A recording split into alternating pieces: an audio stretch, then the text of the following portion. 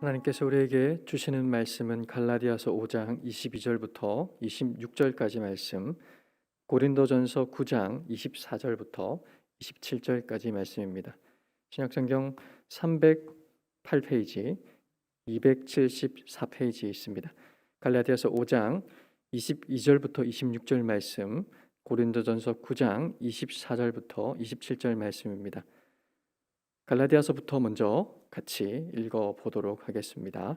갈라디아서 5장 22절에서 26절 말씀을 함께 읽도록 하겠습니다. 오직 성령의 열매는 사랑과 희락과 화평과 오래 참음과 자비와 양선과 충성과 온유와 절제니 이 같은 것을 금지할 법이 없느니라.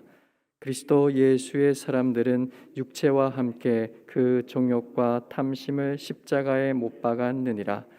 만일 우리가 성령으로 살면 또한 성령으로 행할지니 헛된 영광을 구하여 서로 노엽게 하거나 서로 투기하지 말지니라. 아멘. 고린도전서 9장 24절부터 27절까지 말씀입니다. 고린도전서 9장 24절부터 27절 말씀 함께 읽도록 하겠습니다.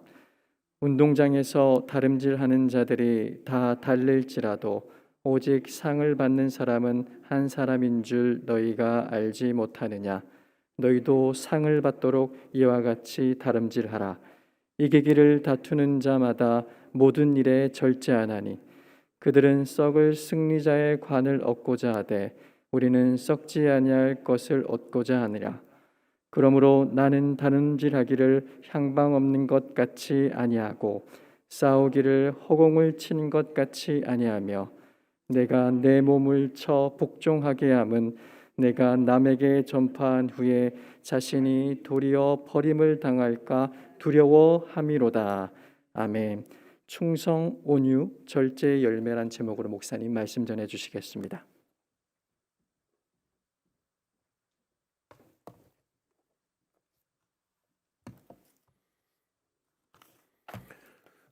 성경은 성부 하나님, 성자 예수님, 그리고 성령 하나님에 대해서 우리에게 잘 알려주고 있습니다.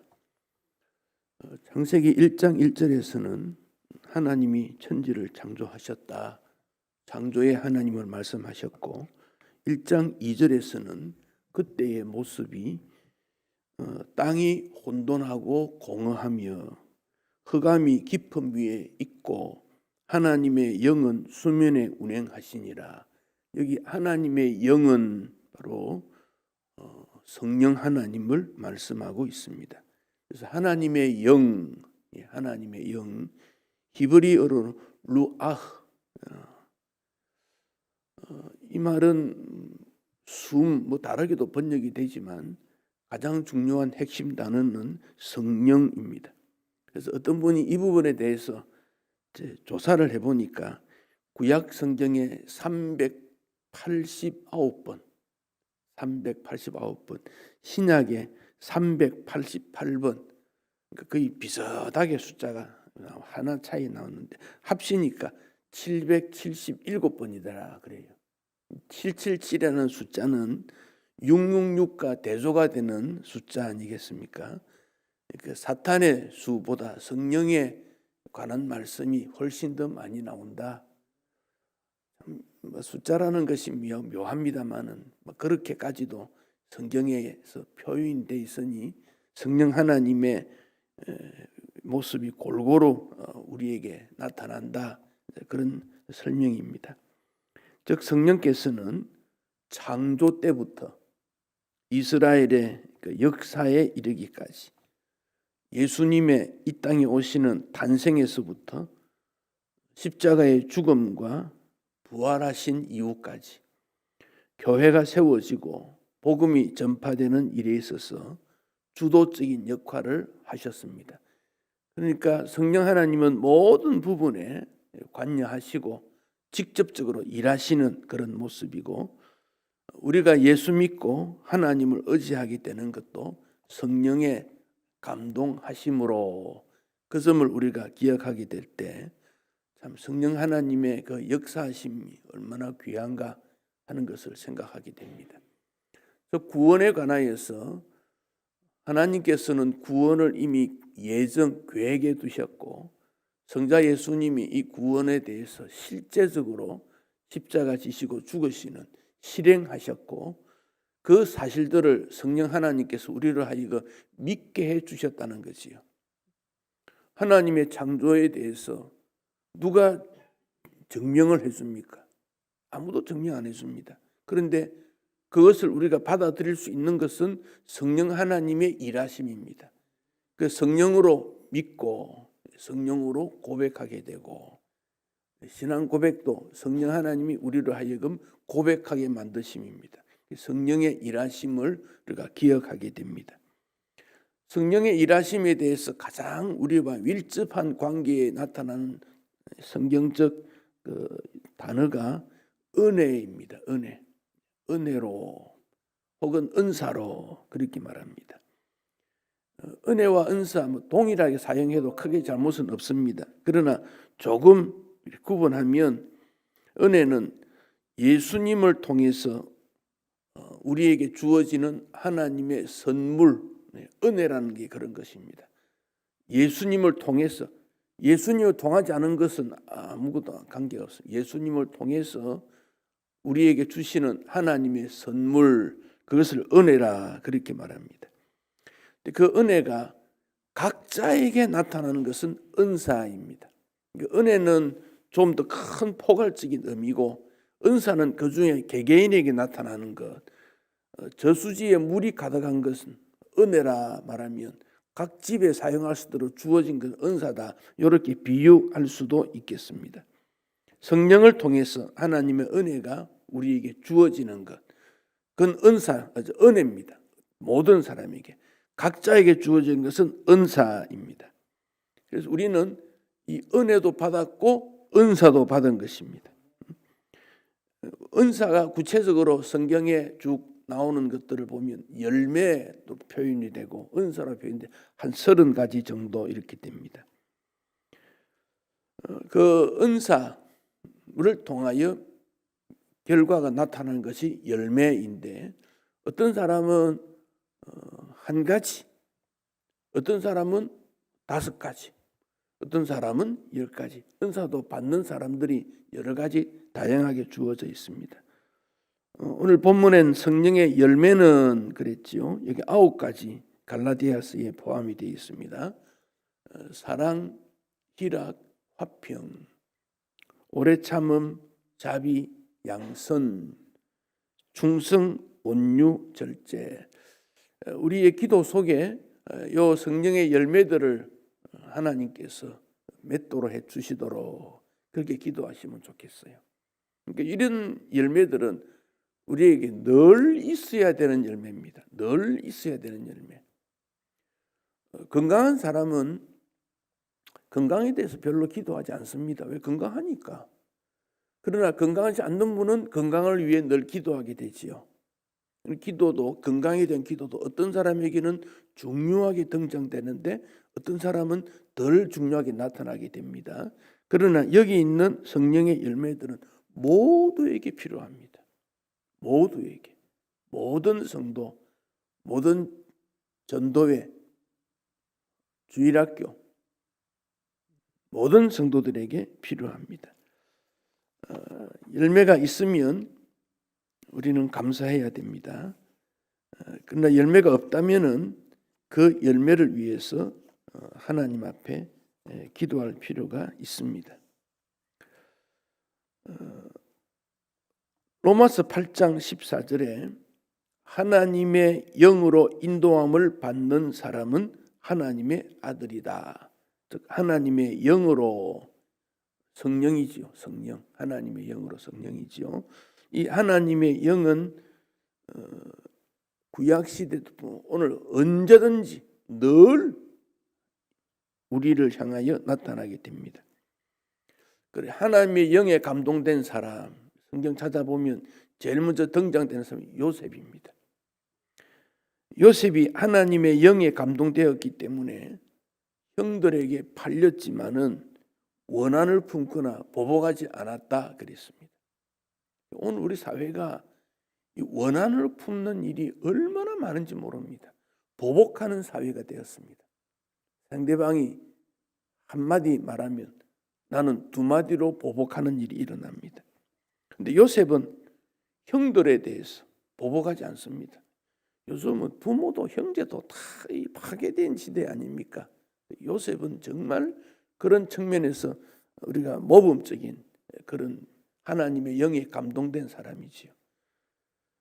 보디발 집에서 보디발의 아내가 요셉을 막 어떻게 하려다가 죄를 뒤집어 씌워 버렸습니다. 그 요셉 마음이 어떻겠습니까? 보복하고 싶은 마음이 들지 않겠습니까?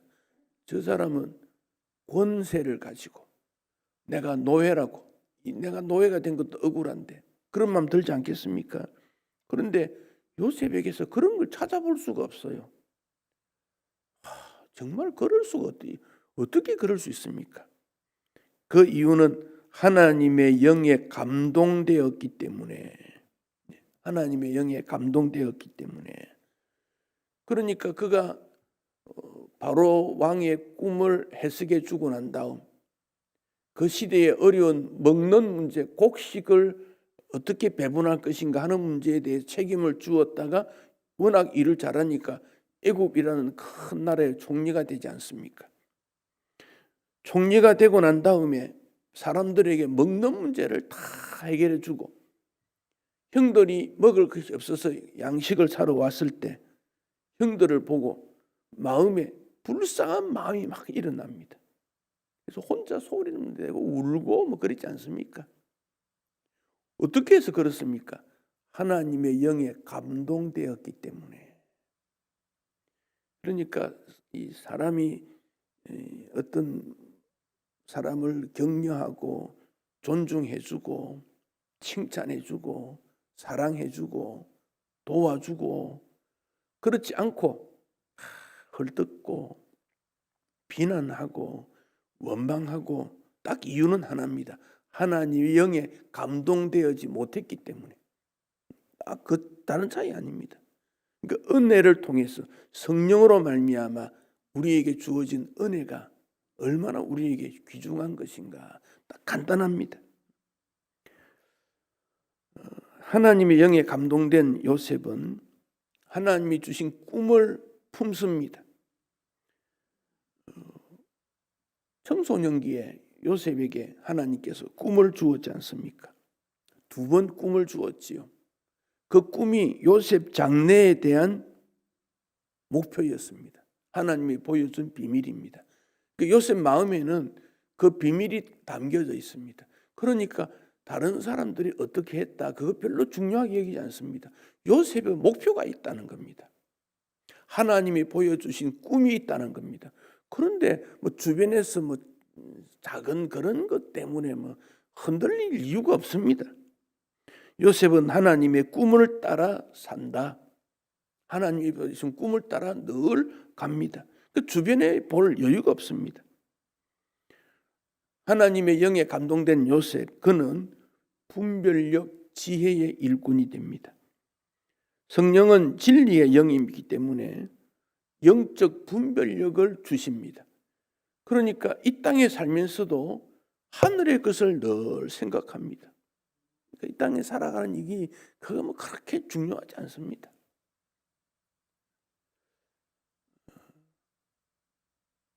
목사 세계에 있어서도 보이지 않는 이 비교 그런 게 의외로 많습니다.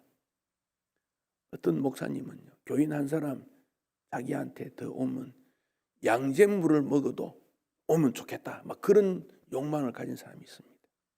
다른 목사보다 뭐가 뛰어나야 되지 않겠는가 그런 생각들을 다 합니다. 연말 되면 또 그런 비교의식이 막 일어납니다. 그게 뭐가 중요합니까? 하나님의 영의 감동의 여부가 중요하지요. 내 집이 얼마나 큰가 넓은가, 교회가 얼마나 크고 넓은가, 성도가 많은가 적은가, 자동차가 어떤가, 그런 거 비교할 이유가 없습니다. 하나님이 주시는 대로 받으면 돼요. 하나님의 영에 얼마나 감동되고 하나님의 은혜에 얼마나 살아가는가. 숫자, 크기, 그런 것들은 문제가 되지 않습니다. 그게 세상으로부터 우리가 놀림을 다 당하는 겁니다. 궁궐이나 초막이나 그 어디나 하나님의 나라. 궁궐이면 어떻고 초막이면 어떻습니까?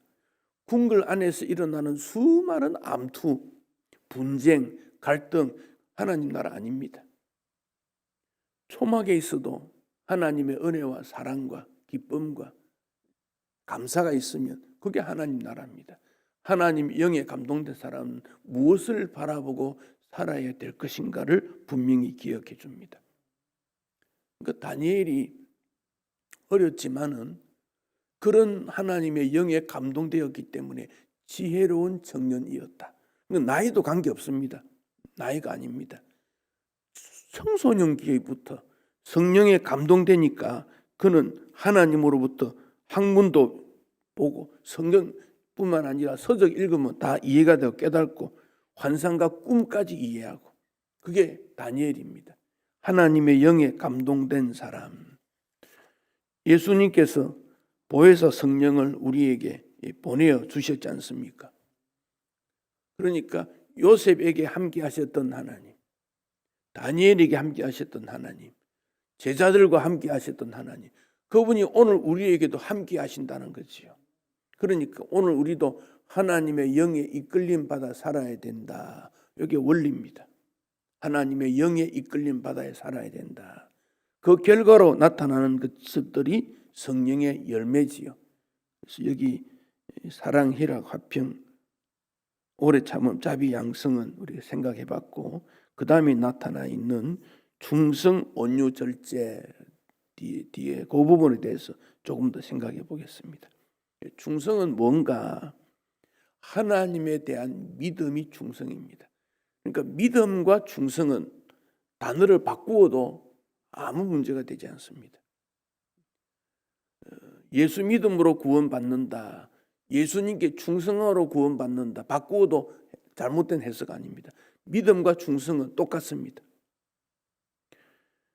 히브리 11장 6절, 믿음이 없이는 하나님을 기쁘시게 할 수 없다. 하나님 기쁘게 하는 거 뭘로 합니까? 믿음으로, 그 말입니다. 그러니까 믿음 없는 충성은 하나님 기쁘게 할 수 없습니다. 주님의 일을 할 때 믿음과 충성, 이것으로 주님의 일을 하는 겁니다. 믿음으로 일한다는 말은 충성한다는 겁니다. 충성한다는 것은 믿음으로 일한다는 겁니다. 그것으로 하나님을 기쁘시게 하는 겁니다. 구약시대 하나님께서 이스라엘 백성들을 책망하고 벌을 준 이유는 불신과 반역 때문입니다. 불신, 믿음이 없다. 믿음과 반대지요. 충성이 반대입니다. 그러니까 불신은 불충성입니다. 믿음은 충성입니다. 이사야 선지자가 1장에서 하늘이여 땅이여 이렇게 말하면서 자식을 양육했는데 그들이 나를 거역했다. 불신했다. 불충성했다. 불신은 하나님을 믿지 않았다. 하나님 믿지 않으니까 불성실하게 됩니다. 소는 그 임자를 알고 나귀는 주인의 구유를 알지만 이스라엘은 알지 못했다. 무지입니다. 알지 못했다. 깨닫지 못했다. 그래서 하나님께서 얼마나 가슴을 치며 아파하는지 모릅니다. 저들은 허물진 백성이고 범죄한 나라고 행위가 부패했고 거룩을 아주 무시해버리고 거룩한 자를 가볍게 여기고 깨끗하고 능력 있고 영적인 일에 대해서 무관심했다. 그렇게 지적을 했습니다. 그러니까 충성은 하나님에 대한 믿음입니다. 충성은 신실하다, 정직하다, 변함이 없다, 그런 뜻입니다. 주인이 볼 때에는 열심히 일하는 것 같은데 주인이 보지 아니하면 게으름을 피운다. 그것은 충성이 아니라는 겁니다. 어떤 교회 여청년이 결혼을 앞두었습니다. 어머니의 믿음을 잘 본받아서 결혼을 하고 난 다음에도 저는 복음 전파하는 일 열심히 하고 싶은데 하나님 어떻게 하면 될까요?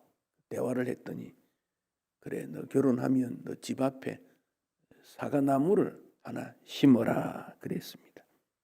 그리고 그 결과를 가지고 사과에 나오는 열매를 팔아서 복음 전하는 일, 교회 섬기는 일을 해라. 그래서 그 딸은 그 사과나무를 집에 가지고 와서 결혼한 다음에 잘 길렀습니다. 늘 사랑으로 길렀습니다. 때를 따라 가지치기도 하고 벌레도 잡고 열매로 맺고 그리고 그 수확을 가지고 또 하나님께 기쁨의 일을 교회를 섬기고 그런 일을 했습니다. 이 여인이 50년 동안 그 나무와 함께 살았다 그래요. 그리고는 이 여인이 이제 나이가 들어서 죽었습니다. 70 후반 80년 가까이 돼 죽었습니다.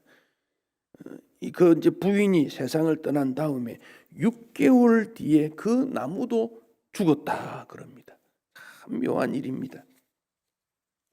참 묘한 일입니다. 사과나무 하나도 기르는 일이 매우 어렵습니다.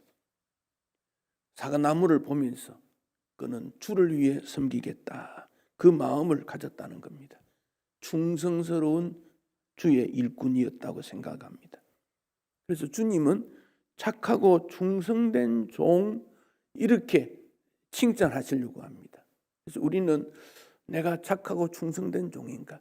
착하고 마음가짐 그리고 충성 실제적으로 그런 관점에서 살아가야 됩니다. 이게 충성이라는 겁니다. 시작에서부터 과정에서부터 열매 맺음까지 충성이라는 것은 최선을 다한다 그런 뜻이 있습니다. 어떤 사람은 힘이 있어가지고 무거운 물건을 거뜬히 드는 사람이 있습니다. 그러나 어떤 사람은 무거운 거 못 듭니다. 힘이 드니까. 개인의 차이가 일어나는 거죠. 말을 잘하는 사람이 있느냐 하면 어둔한 사람도 있습니다. 지혜로운 사람이 있느냐 하면 조금 어리석은 사람도 있을 수 있습니다. 문제는 내 능력 안에서 얼마나 최선을 다했는가. 그러니까 고린도전서 4장 2절에 맡은 자들에게 구할 것은 충성이다. 충성이다. 믿음이다. 그런 말씀입니다. 바울은 고린도 교회에서 너희들의 주인은 바울도 아니고 아볼로도 아니고 베드로도 아니고 예수 그리스도다. 고린도 교인들이 나타난 문제가 분파 아닙니까? 나는 누구파, 나는 누구 중심. 이게 우리 사회에서도 그렇습니다. 정말 나라와 백성과 전체를 생각하지 아니하고 어떤 한 사람을 추종하는 것, 그 사람에게 전심으로 따르지만 그 사람과 의견이 다르면 돌아서는 것. 이 사람을 따르는 일은 굉장히 위험합니다. 우리는 복음, 하나님의 나라, 그 큰 뜻을 생각해야 됩니다. 일꾼은 배 밑에서 노를 젓는 노예라 그렇게 헬라 말로는 의미가 있습니다. 그래서 노예는 배의 선장에게 복종하는 것밖에 없습니다. 거기 맡은 자란 말은 청지기입니다. 하나님 나라 비밀을 맡은 자, 하나님의 복음을 가지고 있는 그 자. 그는 자기 자신도 바울은 평가하지 아니하고 다른 사람의 평가도 중요하게 여기지 않고 하나님 앞에 평가하는 것을 중요하게 여깁니다. 그래서 운동장에 다름질할 때 목표를 향하여 달려가야 된다. 우리나라에서 1년에 한 번씩 전국 체전을 하는데 20대가 되면 제일 건강이 좋을 때 아닙니까? 달리기든지 모든 기술이 뛰어나죠. 그런데 고등학생이 가끔 그 작년보다 더 잘하는 사람이 나타납니다. 그가 그 달리기에서 최고 1등을 했다 하더라도 그는 거기에 만족하지 않습니다. 나는 얼마나 최선을 다했는가. 내가 우리나라에서 1등으로 다르지 않은 그 사람보다 뛰어났다. 그걸 목적으로 삼지 않습니다. 나는 더 정말 최선을 다했는가. 거기에 핵심을 둡니다. 사람들은 작은 일에 별로 관심을 두지 않고 큰 일에 관심을 둡니다. 사람들은 누구에게 잘 보일까 관심을 둡니다. 충성이란 일의 크고 작음이 문제가 아닙니다. 누가 보느냐 보지 않느냐 문제가 아닙니다. 하나님 앞에서 최선을 다하는 것입니다. 충성하는 일꾼, 다시 한번 우리는 주 앞에서 내 생명 다하는 날까지 주님을 위해 충성해야 되겠다 다짐하게 됩니다. 그 다음에 온유 그랬습니다. 온유는 다른 말로 말하면 순종과 같습니다. 거친 말을 취급하기 어렵습니다. 그러나 거친 말을 부드럽게 순종하게 만드는 것, 바로 그 점이 양선이라는 겁니다.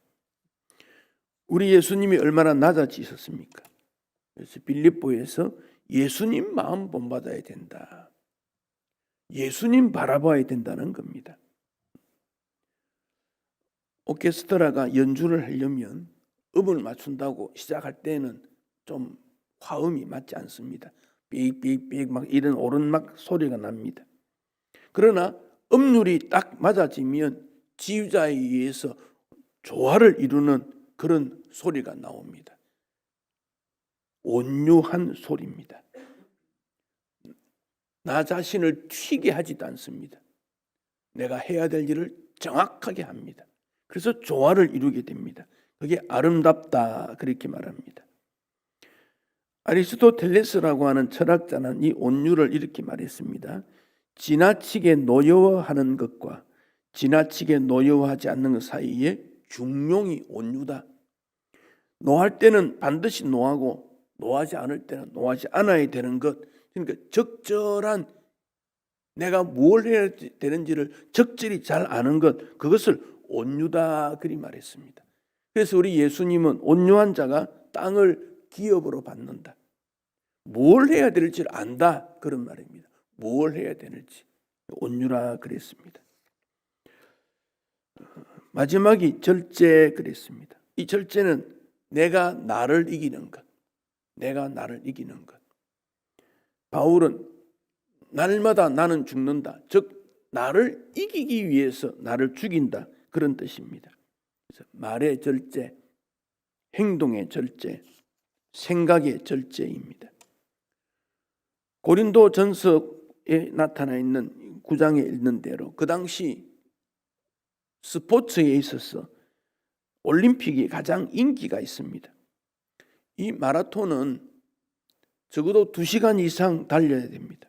굉장히 어려운 일입니다. 그 2시간 동안 자기를 복종시키지 아니하면 혹독한 절제가 없으면 이길 수가 없습니다. 천재는 1%의 머리와 99%의 노력이라는 말은 피나는 연습을 강조하고 있습니다. 처음부터 전문가는 없습니다. 스포츠맨들, 특히 축구하는 사람들의 발이 아름다운 발이 없습니다. 화려하지 않습니다. 발이 뒤틀려져 있고 상처투성이지만은 혹독한 절제를 통해서 뛰어난 선수가 되는 것입니다. 바실이라고 하는 초대 시대의 아주 성자로 불리운 분들, 이분은 머리가 너무 아팠대요. 두통이 심했다 그럽니다.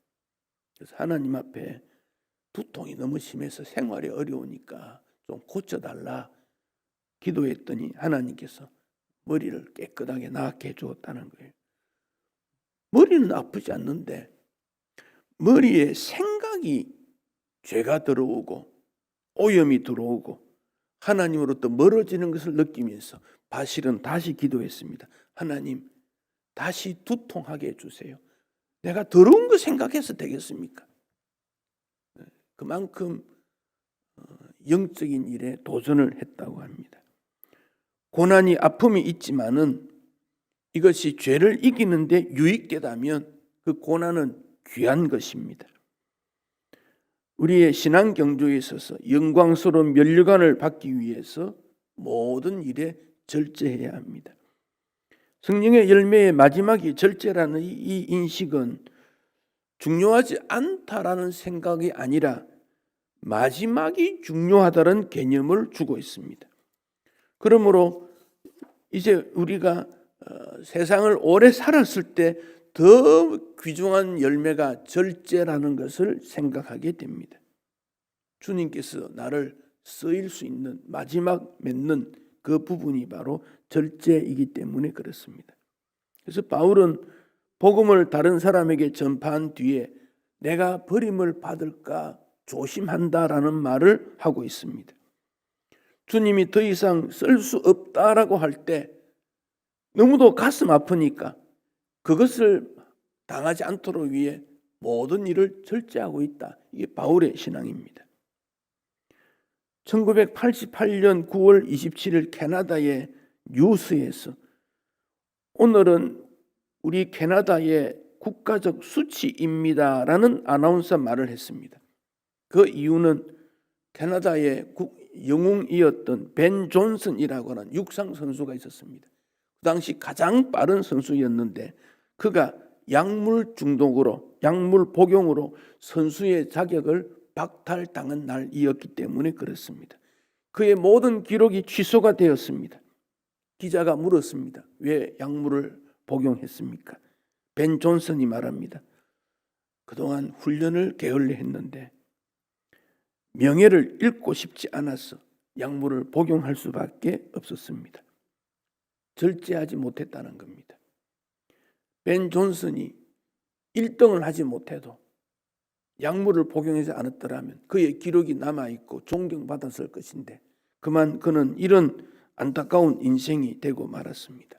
절제하지 못했기 때문에 그의 명예가 완전히 깨뜨려지고 말았습니다. 사랑하는 성도 여러분, 성령의 열매를 말씀한 다음에 5장 24절에 그리스도 예수의 사람은 육체와 함께 그 정욕과 탐심을 십자가에 못 박았다고 말씀했습니다.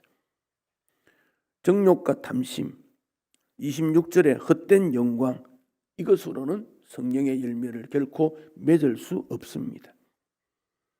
성령을 따라 산다는 겁니다. 내가 그리스도인이 됐다는 것은 성령을 따라 산다는 겁니다. 그러면 성령의 열매는 맺혀지게 되기 때문에 그렇습니다. 2022년은 이제 우리 가운데 다 지나가고 2023년을 맞이하게 될 때 새해에 어떤 열매를 맺을 것인가를 다시 한번 우리가 생각하면서 성령으로 살면 성령으로 행하게 되고 성령의 열매를 맡게 된다는 이 원리에 따라서 나타나 있는 열매들, 사랑, 희락, 화평, 오래 참은, 자비, 양성, 충성, 온유, 절제, 그 외에 성령의 열매들을 맺음으로 하나님 앞에 영광이 되리라 확신합니다. 성령의 열매를 맺는 인생 신앙인이 될 것을 다짐하는 오늘 예배가 되시기를 바랍니다.